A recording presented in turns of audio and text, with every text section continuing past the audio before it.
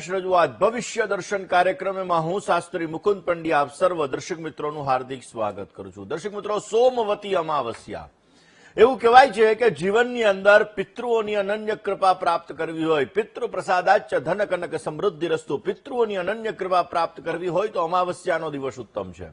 અને એમાં પણ દર્શક મિત્રો અમાવસ્યાના દિવસે વ્યવસ્થિત સુંદર મજાનું ગંગાદી તીર્થ નદીઓનું સ્નાન કરી જ્યારે મંત્રનો જપ કરવામાં આવે, આપણા જીવનની અંદર જ્યારે આપણે તર્પણ કરતા હોઈએ, પિતૃઓની પાછળ દાન પુણ્ય ધર્માદો વગેરે વસ્તુઓ કરતા હોઈએ તો આપણા જીવનની અંદર વિશેષ માત્રામાં સારો લાભ મળી શકે સર્વાર્થ સિદ્ધિ યોગની અંદર। અને એમાં પણ પવિત્ર પુરુષોત્તમ માસની પૂર્ણાહુતિનો સમય અને અમાવસ્યાની તિથિનો સંયોગ, અને એમાં પણ ભગવાન શિવનો વાર એટલે કે સોમવાર। આ સોમવતી અમાવસ્યા તમારા જીવનની અંદર વિશેષ કેવી રીતે લાભ આપી શકે, કેવી રીતે તમે તમારા જીવનની અંદર સમસ્યાઓનું નિરાકરણ મેળવી શકો, કેવી રીતે તમે તમારા કાર્યોને સિદ્ધ કરી શકો અને તમારા જીવનની અંદર સુંદર મજાના લાભો કઈ રીતે તમને પ્રાપ્ત થાય, આ દરેક વિષયો ઉપર આપણે ચર્ચા કરવાની છે। પણ શરૂઆત તો આજના પંચાંગથી કરીએ। દર્શક મિત્રો, આજના પંચાંગની જો વાત કરવામાં આવે તો આજે 15 જૂન 2026 અને સોમવારનો દિવસ બની રહ્યો છે।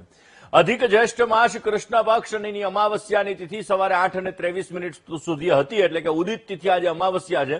ત્યારબાદ નિજ જ્યેષ્ઠ માસની પ્રતિપદા શુક્લ પક્ષની પ્રતિપદાની તિથિનો પ્રારંભ થયો। મૃગશીર્ષ નામનું આજે નક્ષત્ર છે, શૂલ નામનો યોગ આજે સવારે 8:54 સુધી, ત્યારબાદ ગંડ નામના યોગનો પ્રારંભ, કિસ્તુગ નામનું કરણ છે। અને 12 રાશિઓનું ભવિષ્ય કથન જેના આધાર ઉપર કહેવામાં આવશે એવું ચંદ્રમાનું ભ્રમણ આજના દિવસની અંદર સવારે 8:39 સુધી વૃષભ રાશિની અંદર રહેશે। 8:39 પછી આ ચંદ્રમાનું ભ્રમણ મિથુન રાશિની અંદર રહેશે। એટલે આજે સવારે 8:39 પહેલા જે કોઈ પણ બાળકોનો જન્મ થયો હશે તેમની રાશિ વૃષભ હશે, જેના અક્ષર બ અને ઉ હશે। અને ત્યારબાદ એટલે કે 8:39 પછી જે બાળકોનો જન્મ થયો હશે તેમની રાશિ મિથુન હશે અને જેમના અક્ષર કચ્છ અને ઘ રહેશે। તો આજે જન્મનાર બાળકોનું ભવિષ્ય સુંદર સુખમય આનંદમય હર્ષમય લાભમય રહે તેવી શુભકામના સાથે જય ગણેશ। દર્શક મિત્રો, વાત આજે આપણે કરી રહ્યા છીએ ખાસ કરીને સોમવતી અમાવસ્યાની। એવું કહેવાય છે કે આપણા જીવનની અંદર દરેક તિથિનું વિશેષ મહત્વ છે અને આ જ દરેક તિથિ આપણા જીવનની અંદર સુંદર મજાનો લાભ આપે છે। સોમવતી અમાવસ્યા સોમવારના દિવસે પડનારી અમાવસ્યાની તિથિ એટલે કે એને સોમવતી અમાવસ્યા કહેવાય। અને આ સોમવતી અમાવસ્યા આપણા જીવનની અંદર શુભ સંયોગ લઈને આવેલી છે, આપણા જીવનની અંદર કાર્યોને સિદ્ધ કરવા માટે ઉત્તમ પ્રકારના લાભો લઈને આવેલી છે। ભગવાન શંકરને સમર્પિત એવો આ સોમવાર। એવું કહેવાય છે કે સોમવારના દિવસે કરેલી સામ સદાશિવ મહાદેવની આરાધના, ભગવાન ભોળાનાથની પૂજા મનોકામનાઓને પૂર્ણ કરે છે। એટલા માટે જ ભગવાન શિવના મસ્તક ઉપર અર્ધચંદ્રકાર વિરાજમાન છે। એટલા માટે જો સોમવારના દિવસે જ્યારે આ અમાવસ્યાની તિથિનો શુભ સંયોગ પડી રહ્યો છે ત્યારે સોમવતી અમાવસ્યાના દિવસે કરેલા કાર્ય આપણી મનોકામનાઓને પૂર્ણ કરે છે અને આપણા જીવનની અંદર વિશેષ માત્રામાં સારો લાભ આપી શકે છે। દર્શક મિત્રો, એવું કહેવાય છે કે અમાવસ્યાની તિથિ જ્યારે સૂર્ય અને ચંદ્ર બંને અંશાત્મક રીતે સાથે જોડાયેલા હોય ત્યારે અમાવસ્યાની તિથિ થાય। અને આ અમાવસ્યાની તિથિના દિવસે જ્યારે પિતૃ પ્રસાદાચ્ચ ધન કનક સમૃદ્ધિ રસ્તુ, પિતૃઓની કૃપા પ્રાપ્ત કરવા માટે જો દેવ તર્પણ કરવામાં આવે, ઋષિ તર્પણ કરવામાં આવે, મનુષ્ય તર્પણ કરવામાં આવે, પિતૃ તર્પણ કરવામાં આવે તો આપણા પિતૃઓની અનન્ય કૃપા પ્રાપ્ત થાય છે। આપણા વડીલોના આશીર્વાદ આપણને મળે છે ને એ વડીલોના આશીર્વાદ દ્વારા આપણા જીવનની અંદર આપણને ધનની પ્રાપ્તિ થાય, સમૃદ્ધિની પ્રાપ્તિ થાય, સારા સંતાનોની પ્રાપ્તિ થાય। અને એટલા માટે દર્શક મિત્રો, સોમવતી અમાવસ્યાએ પિતૃઓનું તર્પણ અવશ્ય કરવું જોઈએ। પિતૃઓનું તર્પણ કરી અને આપણા જીવનની અંદર વિશેષ માત્રામાં પિતૃઓની અનન્ય કૃપા પ્રાપ્ત થાય એ માટે ગરીબ વ્યક્તિને ભોજન આપો, ગાયને તમે ખાસ કરીને ઘાસ ખવડાવો વગેરે વસ્તુઓ કરવાથી તમારા જીવનની અંદર વિશેષ માત્રામાં તમને સારા લાભો મળી શકે। દર્શક મિત્રો, એવું કહેવાય છે કે સોમવતી અમાવસ્યાના દિવસે પીપળના વૃક્ષની પૂજા કરવી, પીપળના વૃક્ષની અંદર કાળા તલ અને જલ અર્પણ કરવા અને સાંજે સરસવના તેલનો દીપક પ્રજ્વલિત કરવો એ પણ આપણા જીવનની અંદર વિશેષ માત્રામાં એક સમૃદ્ધિનું વરદાન આપે છે। 108 પ્રદક્ષિણા જો પીપળના વૃક્ષની કરવામાં આવે અને એ પીપળના વૃક્ષની 108 પ્રદક્ષિણા કરતા સમયે ઓમ નમો ભગવતે વાસુદેવાય આ મંત્રના વિશેષ જપ કરવામાં આવે તો આપણા જીવનની અંદર આપણને સમૃદ્ધિનું વરદાન મળે છે અને આપણા જીવનની અંદર આપણા કાર્યો પણ સિદ્ધ થતા જણાય. દર્શક મિત્રો, એવું કહેવાય છે કે આજના દિવસની અંદર શિવ પૂજા કરવાથી શિવની પ્રાપ્તિ થાય છે. ભગવાન ભોળાનાથની અનન્ય કૃપા આપણા જીવનની અંદર પ્રાપ્ત થાય છે. અને એટલા માટે દર્શક મિત્રો, આજે સોમવતી અમાવસ્યાના દિવસે જો શિવલિંગ ઉપર તમે બિલ્વપત્ર ચડાવો, ભગવાન શંકરની તમે વિશેષ માત્રામાં પૂજા કરો, દૂધ, દહીં, ઘી, મધ અને સાકર આ પાંચેયનું મિશ્રણ એવા પંચામૃત દ્વારા ભગવાન ભોળાનાથ ઉપર અભિષેક કરવાનો. નમો ભવાય શર્વાય રુદ્રાય વરદાય છે આ મંત્રો દ્વારા જ્યારે આપણે ભગવાન ભોળાનાથની આજે પૂજા કરીએ છીએ, આજના દિવસની અંદર સુખી દાંપત્ય જીવન માટે જે લગ્ન કરેલ બહેનો છે, આ લગ્ન કરેલ બહેનો ખાસ કરીને દીર્ઘાયુષ્ય માટે, પતિના દીર્ઘાયુષ્ય માટે આજે વ્રત રાખે છે. દાંપત્ય જીવનની અંદર આજે સુખ અને પ્રેમ અને સ્થિરતા વધે માટે પીપળના વૃક્ષની પૂજા કરે છે તો વિશેષ માત્રામાં દાંપત્ય જીવનનું સુખ વિશેષ માત્રામાં સારું રહે છે. આમ તો દર્શક મિત્રો, અમાવસ્યાની તિથિએ જપનું મહત્વ છે, દાનનું મહત્વ છે, તપનું મહત્વ છે. અને એટલા માટે મનની અશાંતિને ભગાડવી હોય, મનના ભયને ભગાડવો હોય, મનમાં રહેલી નેગેટિવિટીને દૂર કરવી હોય, મનની સમસ્યાઓને દૂર કરવી હોય તો આજે સોમવતી અમાવસ્યાની તિથિ ઉત્તમ છે. ને એટલા માટે દર્શક મિત્રો, આ સોમવતી અમાવસ્યાએ જ્યારે આપણે ભગવાન શંકરની પૂજા કરીએ, ભગવાન વિષ્ણુની પૂજા કરીએ, કારણ કે પુરુષોત્તમ માસ એ ભગવાન વિષ્ણુનો મહિનો કહેવાય.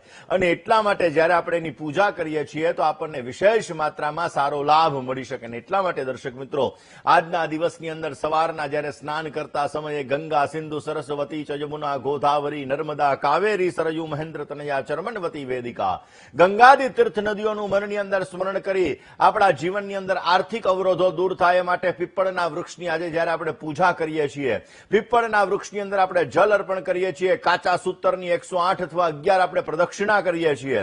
એની સાથે સાથે ઓમ નમઃ શિવાય, ઓમ વિષ્ણવે નમઃ, ઓમ નમો ભગવતે વાસુદેવાય આ મંત્ર બોલતા બોલતા જ્યારે આપણે પ્રદક્ષિણા કરીએ છીએ તો આપણા જીવનમાં આપણે આર્થિક સમસ્યાઓથી ઝઝૂમી રહ્યા હોઈએ તો એ આર્થિક સમસ્યાઓ ભગવત કૃપાથી આપણી દૂર થાય છે. આપણા જીવનની અંદર કુટુંબમાં સુખ અને શાંતિનું વાતાવરણ બનેલું રહે છે અને એના દ્વારા જ આપણા જીવનની અંદર વિશેષ લાભ મળે છે. આમ તો દર્શક મિત્રો, સોમવાર એટલે ભગવાન ભોળાનાથનો દિવસ અને આ ભોળાનાથની પૂજા કરવા માટે આજના દિવસની અંદર ભગવાન શિવ ઉપર, ભગવાન ભોળિયાનાથ ઉપર તલ અને જલનું મિશ્રણ કરી અને જ્યારે આપણે એના ઉપર ચડાવીએ છીએ, ભગવાનને અર્પણ કરીએ છીએ, શિવ અભિષેક કરીએ છીએ, દૂધથી અર્પણ કરીએ, જલથી અર્પણ કરીએ, ગંગાજલથી અર્પણ કરીએ, મધથી અર્પણ કરીએ અને એ બધી વસ્તુ જ્યારે અર્પણ કરતા હોઈએ ત્યારે ઓમ નમઃ શિવાય, ઓમ નમઃ શિવાય આ મંત્રના 108 વાર વિશેષ માત્રામાં જ્યારે આપણે જપ કરીએ છીએ તો અવશ્ય શનિ, રાહુ અને કેતુને લગતા જે ગ્રહો છે એ ગ્રહો આપણા જીવનની અંદર અશુભ પ્રભાવ આપતા હોય તો આ અમાવસ્યાની તિથિએ કરેલો ઉપાય એને શુભત્વની પ્રાપ્તિ કરાવે છે અને આપણા જીવનની અંદર વિશેષ લાભ આપે છે. આપણું મનોબળ વધારે છે, કોન્ફિડન્સ લેવલમાં વધારો કરે છે અને આપણને સુંદર મજાનો લાભ પણ મળતો જણાય છે. દર્શક મિત્રો, ખાસ આજે અમાવસ્યાની તિથિ છે અને આ અમાવસ્યાની તિથિએ અલગ અલગ ઉપાયો આપણને વિશેષ લાભ આપે. આમ તો એવું કહેવાય છે કે 5 તત્વને બેલેન્સ કરવા માટે આ અમાવસ્યાની તિથિ ઉત્તમ છે ને એટલા માટે આજે માછલીને આપણે લોટ અવશ્ય અર્પણ કરવો જોઈએ. દર્શક મિત્રો, એવું કહેવાય છે કે સોમવતી અમાવસ્યાના દિવસે ઘઉંના લોટની ગોળીંડી બનાવી અને એ ગોળીંડી જો માછલીઓને ખવડાવીએ છીએ તો માં લક્ષ્મીજીની અનન્ય કૃપા આપણા ઉપર બનેલી છે અને એના લીધે ખાસ કરીને આપણા જીવનની અંદર જો તકલીફ હોય, સમસ્યા હોય, દરિદ્રતા હોય, આપણે ઘણી બધી સમસ્યાઓથી પીડાતા હોઈએ તો તમે ટ્રાય કરજો. ખાસ સોમવતી અમાવસ્યાથી ચાલુ કરી અને રોજ તમે માછલીને ઘઉંના લોટની ગોળીંડી તમે અર્પણ કરજો.